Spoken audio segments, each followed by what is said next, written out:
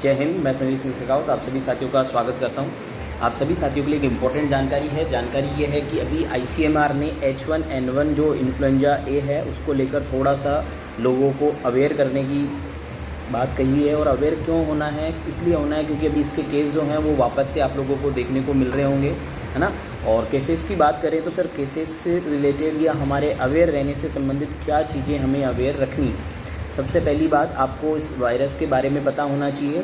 H1N1 का जो ये वायरस है ICMR के अनुसार अभी जो वापस से जो केसेस देखने को मिले हैं ये पुराने ही स्ट्रेन के हैं, कोई नया स्ट्रेन या नया वायरस इसका नहीं आया। इट मीन्स अगर नया स्ट्रेन नहीं आया इसका मतलब जो हमारी इन्फ्लुएंजा सीजनल वैक्सीन है वो अवेलेबल है, तो हम उससे इसका प्रिवेंशन कर सकते हैं। दूसरी बात, H1N1 जो है इसकी अगर मैं बात करूं तो इसके अंदर आपको जो साइन एंड सिम्टम्स की बात करें तो आपको हल्का फुल्का फीवर देखने को मिलेगा।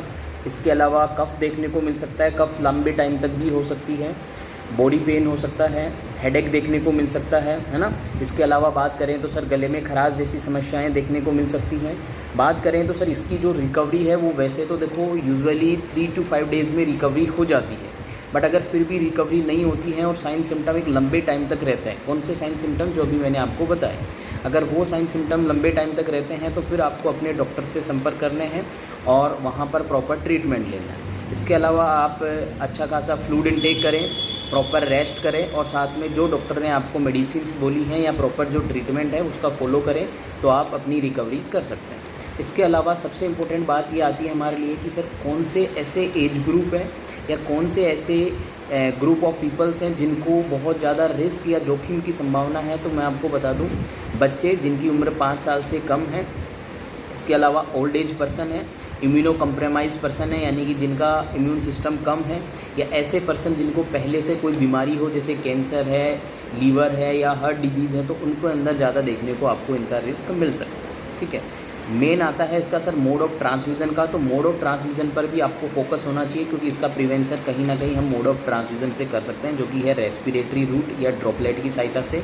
मतलब अगर कोई पर्सन खांसेगा, छींकेगा तो उसकी जो ड्रॉपलेट्स निकल रहे हैं उनसे भी ये बीमारी फैल सकती है। तो आप मास्क का यूज़ करें और ऐसे पर्सन जो कि H1N1 से ग्रसित हैं या ऐसे इन्फ्लुएंजा ए से ग्रसित हैं तो उनसे आप दूरी रखें, है ना। उनसे कॉन्टैक्ट रेस्पिरेटरी जो कॉन्टैक्ट है वो ना होने दें। बस इसी तरीके का प्रिवेंशन आपको रखना है। बाकी अभी इसका कोई नया स्ट्रेन नहीं आया है तो घबराने की ज़रूरत नहीं है।